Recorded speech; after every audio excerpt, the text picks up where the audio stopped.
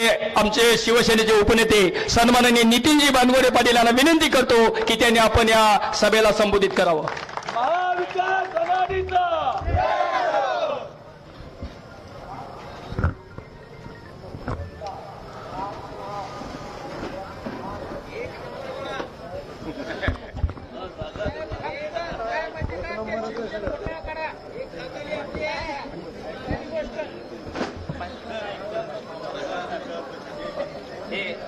महाराष्ट्राचं कुलदैवत छत्रपती शिवाजी महाराज,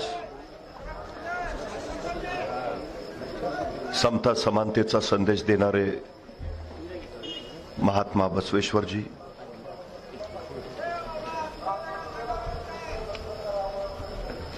हिंदू हृदय सम्राट शिवसेना प्रमुख वंदनीय बाळासाहेबजी ठाकरे, महाराष्ट्राचे कुटुंब प्रमुख तथा महाराष्ट्राचे माजी मुख्यमंत्री आदरणीय उद्धवसाहेब ठाकरे, धाराशिव लोकसभेचे 2024चे महाविकास आघाडीचे उमेदवार ओमराजे निंबाळकर, त्यांना विजयी करण्यासाठी नव्हे तर महाराष्ट्रात सर्वाधिक मताधिक्य देऊन विजयी करण्यासाठी उपस्थित असलेले आपण सर्व,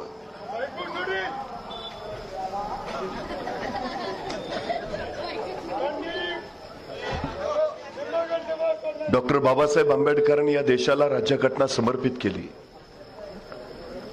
ज्या दिवशी संसदेमध्ये राज्यघटना समर्पित झाली त्या दिवशी अत्यंत आनंदात असलेले डॉक्टर बाबासाहेब आंबेडकरांना पाहून आचार्य कृपलानीने एक प्रश्न विचारला की डॉक्टर साहेब आज प्रचंड आनंदी दिसताय. आणि डॉक्टर साहेब म्हणाले, हो, पूर्वी राजा राणीच्या पोटातून जन्माला यायचा, आता तो मतपेटीतून जन्माला येईल. आचार्य कृपलानी असं म्हणाले, पण आपली लोक अडाणी आहेत, आपली लोक अज्ञानी आहेत, कदाचित त्यांची मतं विकत सुद्धा घेतली जाऊ शकतील. डॉक्टर बाबासाहेब आंबेडकर म्हणाले, खरं आहे तुमचं, पण ज्या दिवशी इथल्या मतदारांना त्यांच्या मताची किंमत कळेल त्या दिवशी इथला मतदारच इथला राजा असेल. ही सगळ्यात महत्वाची गोष्ट आहे. देशाचं भविष्य घडवणारी ही निवडणूक आहे. उद्याच्या पिढ्यांचं भवितव्य घडवणारी निवडणूक आहे. राष्ट्राच्या प्रश्नांवर योग्य धोरण ठरवणारी ही निवडणूक आहे. त्यामुळे आपल्याला निर्णय योग्यच घ्यायला हवा, ही पहिली गोष्ट आपण लक्षात ठेवली पाहिजे. पण दुर्दैवाने गेल्या काही काळामध्ये महाराष्ट्रातल्या राजकारणाच्या पुलाकडून जे पाणी वाहून गेलंय, महाराष्ट्रातल्या सुसंस्कृत राजकारणाच्या ज्या चिंधड्या उडवल्या गेल्या, त्या बघितल्यावर प्रश्न असा पडतो की पूर्वी मतपेट्या पळवल्या जायच्या, नंतर आमदार पळवायला लागले, आता पक्षच पळवून निघाले. सगळ्यात महत्वाची गोष्ट प्रकार काय आहे?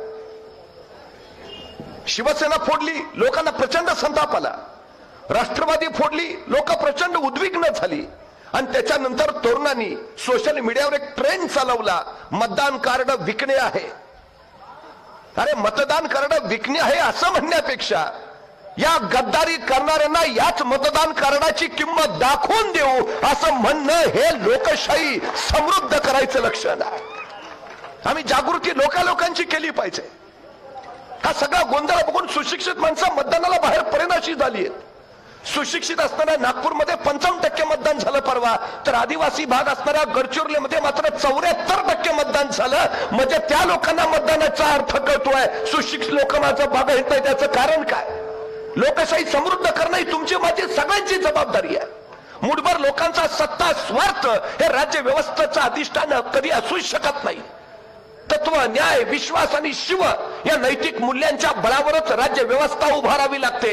जर राज्य व्यवस्थेच्या पायाशी नैतिक मूल्य नसतील तर ती राज्य व्यवस्था राहत नाही. तिथं नागरिक तयार होत नाही, तो जंगलचा कायदा होतो आणि तिथं फक्त गुलाम तयार होतात. ही सगळ्यात महत्वाची गोष्ट आहे. सगळ्यात जगातली सगळ्यात मोठी लोकशाही असणाऱ्या देशामध्ये गुलाम तयार व्हायला नकोत आणि ते न होऊ देणं ही सगळ्यात मोठी तुमची माझी जबाबदारी आहे. हे पहिलं लक्षात असू द्या. ही सगळ्यात महत्वाची गरज आहे. आज नेमकं चाललंय काय? कुठला घटक या देशातला समाधानी आहे, कुठला घटक या देशातला सुखी आहे?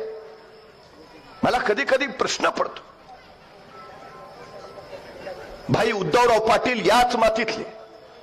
धाराशिव ही त्यांची कर्मभूमी. 1958ला ते मुंबई विधानसभेमध्ये विरोधी पक्षनेते म्हणून काम करत होते आणि त्यावेळी मुख्यमंत्री होते यशवंतरावजी चव्हाण. 1962ला भारत आणि चीनचं युद्ध झालं आणि मुख्यमंत्री यशवंतराव चव्हाण दिल्लीला संरक्षण मंत्री म्हणून गेले.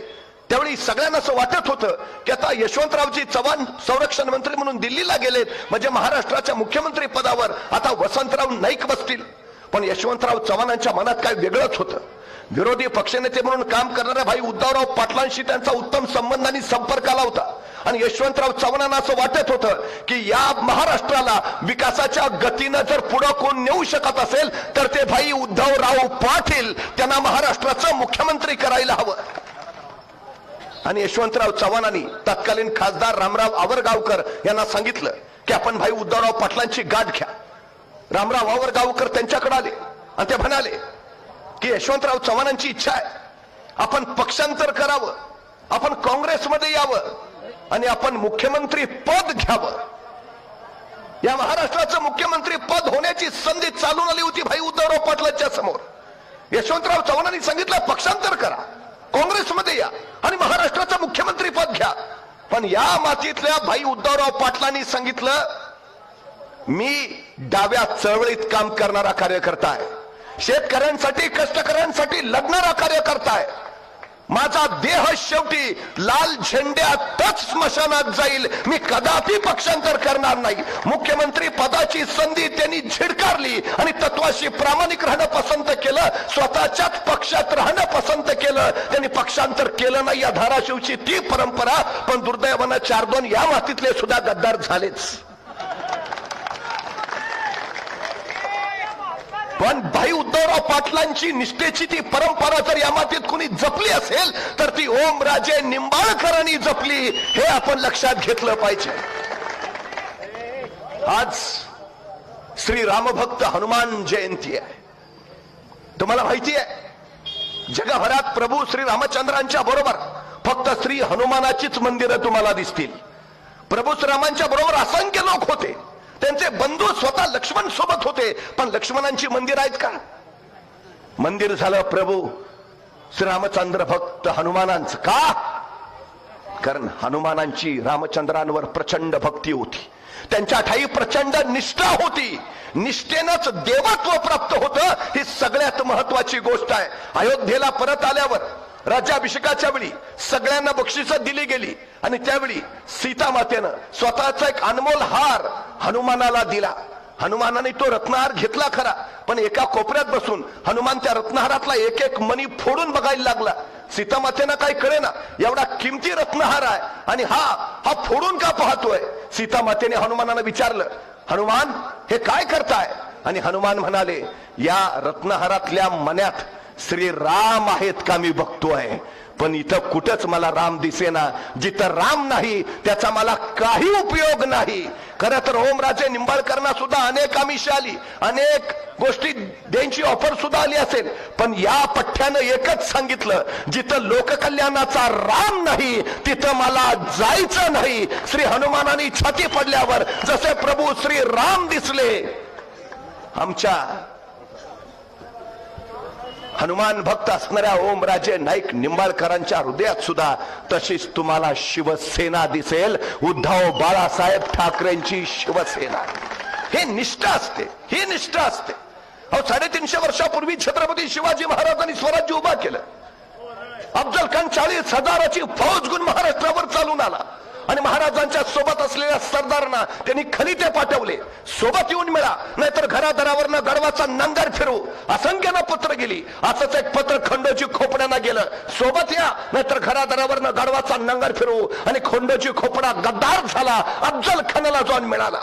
असाच एक खलिता कान्होजी जेदे नाईक देशमुखांकडे आला, तो खलिता घेतला, सोबत या नाहीतर वतनावर जहागिरीवर गडवाचा नांगर फिरू. कान्होजी तो खलिता घेऊन महाराजांकडे आले. राजा अफजल खानाचा खलिता आलाय, काय म्हणतो? जी सोबत या म्हणतो, नाहीतर घरादारावरनं गडवाचा नांगर फिरवीन. म्हणजे आता सुद्धा नाही का हे भाजपवाले म्हणतात आमच्यात या नाहीतर ईडीआय सीबीआय पाठवू. तसाच प्रकार त्याच वेळी सोबत या नाहीतर घरादारावरनं नांगर फिरू. महाराजांनी सांगितलं कान्होजी मग तुम्ही काय निर्णय घेतलात? तसे कान्होजी म्हणले, काय बोलता राज? तसं नव्हे, तुमच्या वतनाचा प्रश्न आहे, घरादाराचा प्रश्न आहे, जहागिरीचा प्रश्न आहे.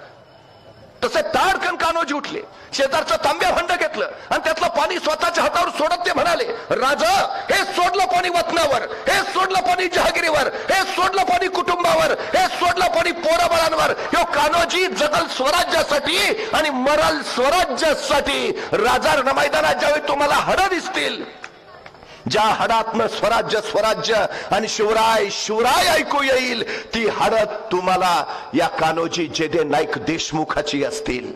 आजही आमच्या ओमराजे निंबाळकरांना विचारा, त्यांच्या धमन्या धमन्यातनं फक्त तुम्हाला एकच आवाज ऐकू येईल, जय महाराष्ट्र.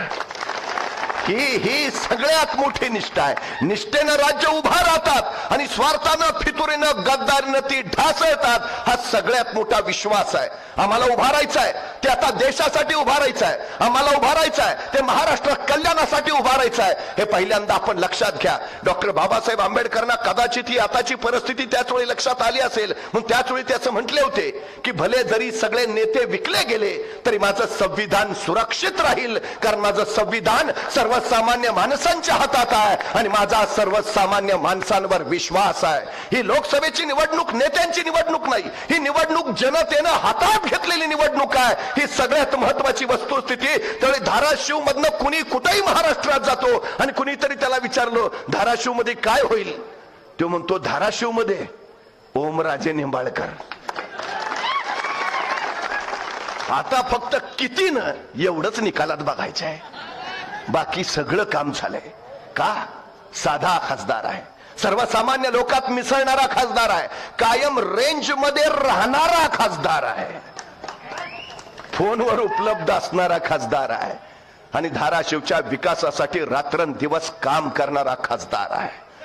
सगळ्यात महत्वाची गरज आहे ती आहे आम्हाला उद्याच्या भविष्यासाठी ओमराजे निंबाळकरांना संसदेत पाठवणं. ही उद्याच्या देशाच्या भवितव्याची सगळ्यात मोठी गरज आहे. नाहीतर सध्या परिस्थिती फार विचित्र आणि वेगळी झालेली आहे. आपण कधीतरी शांतपणे या सगळ्या गोष्टींचा विचार करायला हवा. भारताची सरासरी वयोमर्यादा आज 28 वर्ष आहे. म्हणजे देशातले निम्मे लोक 28 वर्षाच्या आत आहेत आणि निम्मे लोक 28 वर्षाच्या पुढे आहेत. 15 ते 18 या वयोगटामध्ये देशात 10 कोटी मुलं आहेत आणि 15 वर्षाच्या आत 36 कोटी मुलं आहेत. म्हणजे 46 कोटी मुलं फक्त 18 वर्षाच्या आत आहेत. ही 46 कोटी मुलं ठरवणार आहेत उद्या देशाचं भविष्य काय असेल. ही 46 कोटी मुलं ठरवणार आहेत उद्या देशाची अर्थव्यवस्था कशी असेल. ही 46 कोटी उद्या आमच्या देशाला महासत्ता बनवणार आहेत. पण हे उद्या सगळं बनवायचं असेल तर या मुलांकडे आमचं लक्ष आहे का? त्यांच्या शिक्षणाची व्यवस्था मी केली आहे का? शिकलेल्या मुलांना रोजगार आम्ही उपलब्ध करून दिलाय का? त्यांच्या बुद्धी संपदेचा मनुष्य संपदेचा देशासाठी योग्य वापर होतो आहे का? हे बघणं सगळ्यात मोठी आमची जबाबदारी आहे. आज परिस्थिती काय झाली आहे, काय अवस्था इथल्या शेतकऱ्यांची. स्वतःच्या रानात काम करणारा घामानं नितळणारा शेतकरी त्याच्या पोराबाळांना शाळेत पाठवू शकतो, त्यांना तो शिकवू शकतो, तेवढी संपत्ती त्याच्याकडे आहे. काय परिस्थिती आहे इथली? कधीतरी आम्ही शांतपणे या सगळ्या गोष्टीचा विचार केला पाहिजे. एका शाळेमध्ये एक सर वह्या तपासत होते पोरांच्या. शुद्ध लेखनाच्या 5 ओळी लिहून आणायला सांगितलेल्या आणि वह्या तपासता तपासता एका पोराच्या जवळ गेले. त्याला सांगितलं वही दाखव. पोरग उभा राहिलं. म्हटलं गुरुजी वही घरी राहिली. गुरुजी म्हणजे हात पुढं कर. सण 2 छड्या पडल्या. त्या वेदीनं ते पोरग कळवळलं. डोळ्यातनं खळदिशा शिरू सुटला. तसे गुरुजी म्हणाले आता 5च्या ऐवजी उद्या 10 ओळी लिहून आणायच्या. तसं ते पोरग म्हणलं गुरुजी नाही जमणार. गुरुजीने परत हातावर छनखन छड्या मारल्या. त्या पोरग यातनेनं व्याकुळलं. गुरुजी म्हणाले आता उद्या 20 ओळी लिहून आणायच्या. तसं पोरग ठामपणे म्हणालं गुरुजी नाही जमणार. गुरुजींनी त्या पोराच्या पाठीवर छड्या मारायला सुरुवात केली. ते पोरग वेदनेनं यातनेनं कळवळत राहिलं. गुरुजी म्हणाले आता 40 ओळी लिहून आणायच्या. पोरग ठामपणे म्हणालं गुरुजी नाही जमणार. मग मात्र गुरुजीच हतबल झाले. त्यांनी पोरला विचारलं अरे तुझ्या भल्यासाठी सांगतोय, शुद्ध लेखनाच्या ओळी रोज लिहिल्या तर अक्षर सुधारेल, अक्षर सुधारलं तर मार्क चांगले पडतील, चांगले मार्क मिळाले तर पदवी मिळेल, पदवी मिळाली तर नोकरी मिळेल, का नाही आणत? तसा तो युलासा पोरगा म्हणाला गुरुजी तुम्ही रोज मला शुद्ध लेखनाच्या 5 ओळी लिहून आणायला सांगता आणि 2 महिने जाणारी माझी वही 15 दिवसातच संपून जाते. मग मी माझ्या बाबाकडे वहीसाठी पैसे मागतो आणि माझा बाप मला म्हणतो तुझा बाप काय कुबेराची औलाद आहे का तुला आठवड्याला वही आणून द्यायला? तुमचा भार सोसतो गुरुजी, पण माझ्या बापाच्या काळजातल्या वेदना मला नाहीच सहन होत. आमच्या पैठण मधली एक मुलगी संभाजीनगरला शाळेला जायची, पण वडिलांकडे पासासाठी पैसे नाही. मागावी तर मागावी कसे, वडिलांची परिस्थिती सगळी माहिती आहे. पैठणवरनं रोज छत्रपती संभाजीनगरला जायची, पण वडिलांची अवस्था बघितली शेवटी तिने स्वतःच आत्महत्या करून घेतली. आम्ही आमच्या पोरांना शाळेसाठी 4 पैसे देऊ शकत नाही. काय अवस्था करून ठेवली, कसा देश महासत्ता होईल उद्याचा. आता तर 20 पेक्षा कमी पटसंख्या असणाऱ्या शाळा बंद करायचा घातकी निर्णय या सरकारने घेतला. 62,000 शाळा खाजगी कंपन्यांच्या घशात टाकल्या आणि समूह शाळेच्या माध्यमाने 18,473 शाळा बंदच करायचा निर्णय घेतला. म्हणजे आमची पोरं एक तर शेतकऱ्याला शिकवता येत नाही, जो शिकवायचा प्रयत्न करतोय त्याच्यासाठी आता शाळेची दारच बंद. कशी घडतील पोरं ही आमची. 70% लोक या देशातली शेती करतात. त्या जगाच्या पोशिंद्याची अवस्था नेमकी कशी आहे आज. उद्धवजी ठाकरे मुख्यमंत्री होते, 11,000 रुपये क्विंटल सोयाबीनला भाव होता. हा सोयाबीनचा भाव झालाय 4,500 रुपये. का झाला माहितीये? सोयाबीनचे दर कुणी पाडले माहितीयेत? या केंद्र सरकारने, मोदी सरकारने 1,38,000 कोटीचं खाद्यतेल आयात केलं. 165 लाख टन सबक तेल देशात आलं. आमच्या शेतकऱ्याच्या सोयाबीनची गरजच नाही, म्हणजे सोयाबीन पडून राहिलं. कांदा चांगला झाला, कांद्याला परदेशात दर होता, 40% निर्यात शुल्क लावला. परत कांद्यावर निर्यात बंदीच घातली. परदेशातला दर उतरला, मग निर्यात बंदी उठवली. तुम्हाला माहिती आहे, भारत हा जगभर कांदा निर्यात करणारा सगळ्यात विश्वासार्ह देश होता. पण केंद्र सरकारच्या धोरणामुळे भारतातल्या शेतकऱ्यांचा कांदा परदेशात गेलाच नाही. सबब जगानं पाकिस्तानचा कांदा विकत घेतला. हे केंद्र सरकार कुणाचं भलं बघतंय, भारतातल्या शेतकऱ्यांचं का पाकिस्तानच्या शेतकऱ्यांचं? आमच्या शेतकऱ्याला कांदा परदेशात पाठवून न दिल्यामुळे जगानं पाकिस्तानचा कांदा घेतला, त्यांचं भलं झालं. तुम्हाला माहिती आहे, पूर्वी असं म्हणत होते की 1 क्विंटल कपाशी आणि 1 तोळा सोनं यांचा दर एकच होता. एकच होता दर.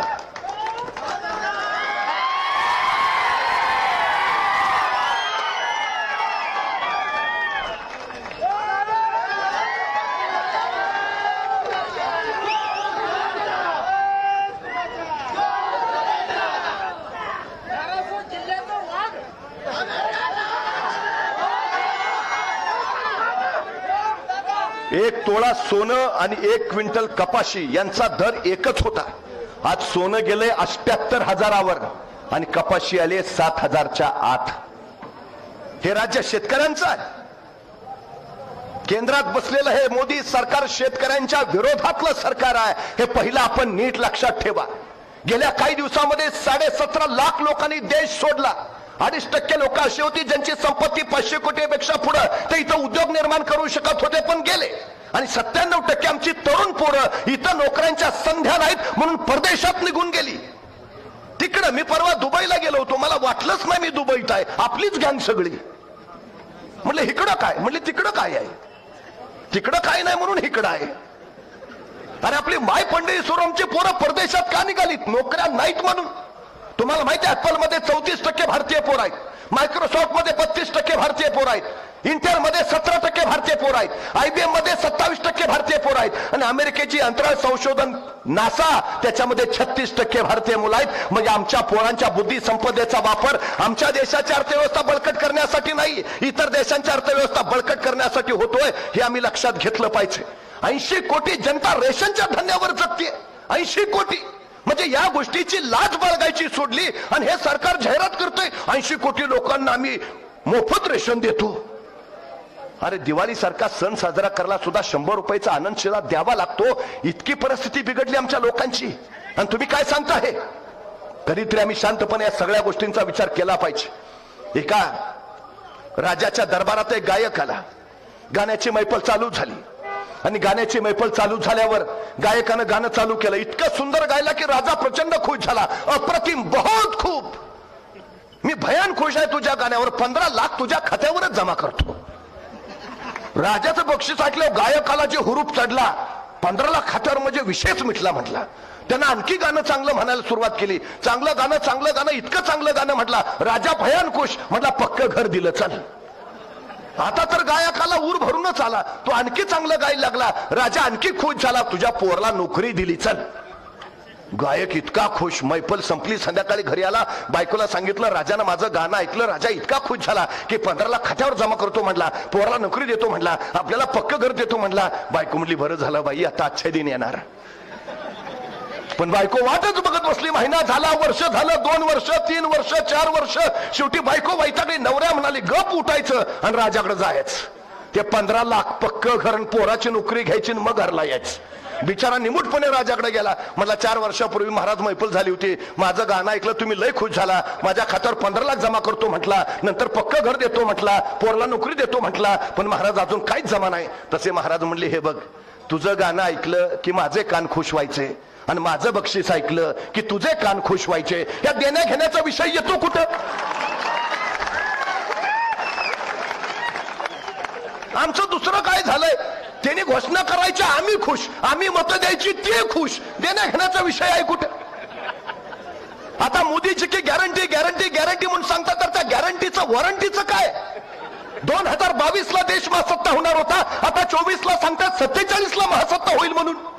विचारा ना, काय झालं 15 लाखाच्या तुमच्या गॅरंटीचं, काय झालं 2 कोटी नोकऱ्यांच्या गॅरंटीचं, काय झालं 2022 पर्यंत पक्की घरं देणार होता त्या गॅरंटीचं, काय झालं नमामि गंगेच्या स्वच्छता अभियानाचं, काय झालं मेक इन इंडियाचं, काय झालं डिजिटल इंडियाचं, काय झालं स्मार्ट इंडियाचं, काय झालं अरबी समुद्रात छत्रपती शिवाजी महाराजांचं स्मारक उभारणार होता त्याचं, काय झालं इंदू मिलमध्ये डॉक्टर बाबासाहेब आंबेडकरांचं स्मारक उभारणार होता त्याचं, काय झालं आदर्श गावांचं, काय झालं स्मार्ट सिटीचं, काय झालं आत्मनिर्भर भारताचं. अहो, भारताला आत्मनिर्भर करायचं राहू द्या, आधी स्वतःचा पक्ष तरी आत्मनिर्भर करा. अहो, या 2024च्या निवडणुकीत 116 उमेदवार यांचे बाहेरचे आहेत. 116 गाडीवर पुरावे घेणार होते आणि चक्की पिसिंग पिसिंग करणार होते, घेऊनच टाकले. शिवसेना फोडली, राष्ट्रवादी फोडली, काँग्रेसचे आदर्श नेतेही घेतले, मनसे घेतली. मला वाटलं आता तरी थांबतील, यांनी धाराशिवचे पण 4 गडी वडले. अरे तुमचं चाललंय काय? तुमच्या लक्षात येईना काय चाललंय? 1 नेशन 1 टॅक्स सारखी त्यांना 1 नेशन 1 पार्टी बनायचं आहे. ह्या देशात दुसरा पक्षच नको, या देशात फक्त एकच पक्ष भाजपा, बस, दुसरं नकोच काय? हे लोकशाहीला घातक आहे. आम्ही राजकीय विरोधक आहे म्हणून सांगत नाही हुकुमशाही येते. ही वस्तुस्थिती काय चालली ते बघा. कालच्या निवडणुकीमध्ये सुरतमध्ये पहिला भाजपचा उमेदवार जिंकून आला का? काँग्रेसच्या उमेदवाराचा अर्जच बाद झाला. त्याचे सूचक आणि अनुमोदक गायब आहेत. चंदीगडमध्ये महापौर पदाची निवडणूक झाली, 8 अर्ज सरळ बाद केले डोळ्या देखत त्या निवडणूक आयोगाच्या अधिकाऱ्यानं. नशीब सीसीटीव्ही होता, सगळं कळलं आणि सुप्रीम कोर्टानं त्याचं वर्णन करताना म्हटलं it's a murder of democracy, हा लोकशाहीचा खून आहे. ही वस्तुस्थिती आहे इथली. ही स्वीडनची एक संस्था आहे, तिनं अहवाल प्रकाशित केलाय व्हरायटी ऑफ डेमोक्रेसी. भारतीय लोकशाहीचं वर्णन करताना ती सांगते इलेक्ट्रोल ऑटोक्रेसी, म्हणजे एकाधिक निर्वाचित एकाधिकारशाही या देशात यायला लागली. भारत सरकार की गॅरंटी का नाही म्हणत तुम्ही? मोदीची की गॅरंटी हा काय प्रकार आहे? ही एकाधिकारशाही आहे, हे लक्षात घ्या. सगळ्यात महत्वाचं, अनेकांनी बलिदान देऊन हे स्वातंत्र्य मिळवलंय, आम्हाला मतदान करून हे स्वातंत्र्य टिकवायचं आहे. सगळ्यात महत्वाची गरज आहे. ही स्वातंत्र्याची दुसरी लढाई आहे, सगळ्यात महत्वाचं दुसरी लढाई आहे स्वातंत्र्याची. ओमराजे निंबाळकर लढवय्या म्हणून या लढाईत सामील झालेत, लढतायत, बेभानपणे लढतायत. सामील व्हायला हवं आम्हाला, नाहीतर काही खरं नाही पुढच्या काळात. एका शेतकऱ्याच्या घरात मांजरीला 4 पिल्लं झाली आणि ती पिल्लं जन्माला आल्याबरोबर अच्छे दिन ओरडायला लागली. त्या शेतकऱ्याला पण काय कळेना, चर्चा गावभर झाली, माणसांची रांगच लागली. असली कसली पिल्लं आहेत, अच्छे दिन म्हणतायत. त्यांच्या जिल्ह्याच्या भाजपच्या नेत्याला पण कळलं, शेतकऱ्याच्या घरी मांजराला पिल्लं झाली आणि ती जन्माला आल्यावर अच्छे दिन म्हणायला लागलीत. ते भाजपचा नेता आहे म्हटलं, मग मोदीजी आणणारच आहेत अच्छे दिन. पिल्लांना पण कळतंय आणि तोही आला शेतकऱ्याच्या घरी, कशी पिल्लं म्हणतात अच्छे दिन. पिल्लांजवळ पोहोचला तेव्हा ती पिल्लं म्हणत होती खराब दिन, बुरे दिन. खराब दिन, बुरे दिन. त्या भाजपच्या नेत्याला आला राग. तो शेतकऱ्याला काय रे, तू तर सांगत होता तिला अच्छे दिन म्हणतायत, हिथं आलो तरी खराब दिन बुरे दिन म्हणतात, काय सांगत होतास मग. तसा शेतकरी म्हणला, साहेब ही जन्माला आली त्यावेळी अच्छे दिनच म्हणत होती, पण त्यावेळी त्यांचे डोळे उघडले नव्हते.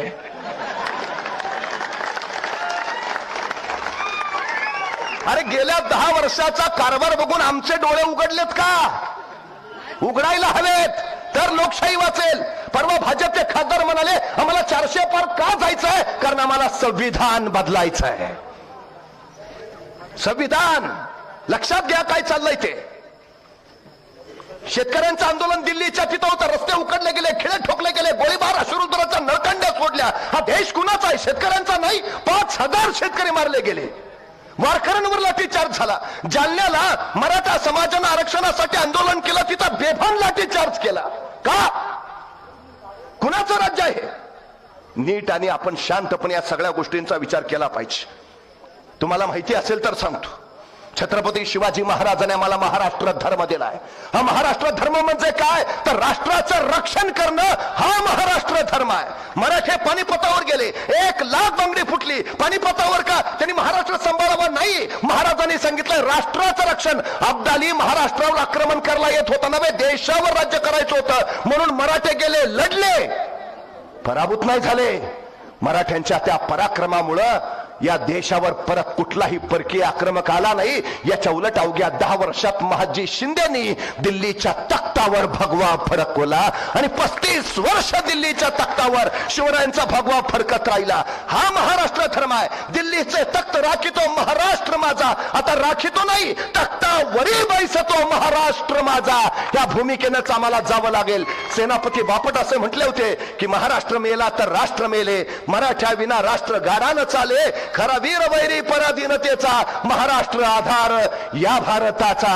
महाराष्ट्राचा आधार आहे, पण महाराष्ट्रानं आज उभा राहिलाच हवं. उद्धवजी ठाकरेंच्या खांद्याला खांदा लावून उभा राहिलाच हवं. ही सगळ्यात आणि सगळ्यात महत्वाची गरज आहे. 150 वर्ष इथं इंग्रजांनी राज्य केलं, त्याच्या आधी मोगलांचं राज्य होतं, पण इंग्रजांनी असं नाही सांगितलं की आम्ही मोगलांकडनं हिंदुस्थान जिंकून घेतला. त्यांनी असं नाही लिहिलं आम्ही गुजरातांकडनं हिंदुस्थान जिंकून घेतला. त्यांनी असं नाही म्हटलं आम्ही तामिळांकडनं हिंदुस्थान जिंकून घेतला. त्यांनी असं लिहिलं आम्ही मराठ्यांकडनं हिंदुस्थान जिंकून घेतला. देशाच्या रक्षणाची जबाबदारी आपल्यावर आहे, महाराष्ट्रावर आहे. त्यामुळे उभा राहावं लागेल, उभा राहावंच लागेल. नाहीतर उद्याची पिढी आपल्याला विचारेल, देश लुटला जात होता त्यावेळी तुम्ही काय करत होता? महाराष्ट्रातले उद्योग गुजरातला पळवले जात होते, आमच्या तरुणांचा रोजगार तिकडे नेला जात होता, तुम्ही काय करत होता? हुकुमशाही आणली जात होती, तुम्ही काय करत होता? संविधान बदललं जात होतं, तुम्ही काय करत होता?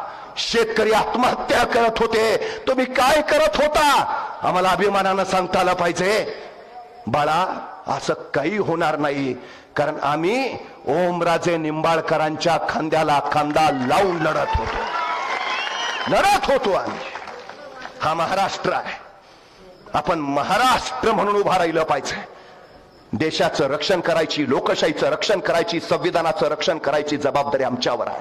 यांचे डाव चालू होतात. आता महात्मा बसवेश्वरांनी आम्हाला समतेचा, समानतेचा संदेश दिला, पण पूर्वी एक शोध लागला, दगडावर दगड घासला की ठिणग्या उडतात आणि मग आग लागते. आगीचा शोध असा लागला. आता त्यांना नवा शोध लागलाय, जातीवर जात घासली, धर्मावर धर्म घासला की ठिणग्या उडतात आणि आग पेटते आणि मग त्या आगीवर आपल्याला आपल्या सत्तेची पोळी भाजून घेता येते. हे डाव हाणून पाडायला हवेत, हे डाव हाणूनच पाडायला हवेत, हे पहिलं लक्षात असू द्या. हा महाराष्ट्र आहे, रुमनं बाजूला टाकून दिल्लीच्या तख्ताला पोलादी हाताने धडका मारणारा हा महाराष्ट्र आहे. चिनाबच्या पल्यावर जाऊन अब्दालीच्या पोरांच्या नांग्या ठेचणारा हा महाराष्ट्र आहे. मृत्यूच्या कराल दाडेतही बचेंगे तो और भी लढेंगे असं कडाडणारा हा महाराष्ट्र आहे. मराठा हो चढकर मारूंगा असं म्हणत उत्तरेत थैमान घालणारा हा महाराष्ट्र आहे. हा महाराष्ट्र सांगत राहिलाय, हा महाराष्ट्र वाघांचा. महाराष्ट्र आणि वाघ उगा कुणाच्या वाट्याला जात नाहीत, पण कुणी डिवचलं तर फाडल्याशिवाय आणि गाडल्याशिवाय थांबत नाही. ही लढाई आहे, या लढाईला आपण उभा राहायला हवं. येत्या निवडणुकीमध्ये पक्षप्रमुख उद्धवजी ठाकरेंच्या, शिवसेना या पक्षाच्या मशाल या चिन्हाचं बटन दाबून ओमराजे निंबाळकरांना देशात सर्वाधिक मताने आपण विजयी कराल असा विश्वास मला आहे. सगळ्यात महत्वाचं याचं कारण त्यांच्या हृदयात महाराष्ट्र आहे, त्यांच्या हृदयात राष्ट्र आहे, त्यांच्या हृदयात शिवसेना आहे. उगाच आपलं हृदयात भाजपा, रक्तात राष्ट्रवादी आणि हातात धनुष्यबाण असला प्रकार नाही. त्यामुळे निश्चितपणे मला खात्री आहे आपण ओमदादांना प्रचंड मताधिक्यानं निवडून द्याल अशी अपेक्षा करतो. थांबतो. धन्यवाद.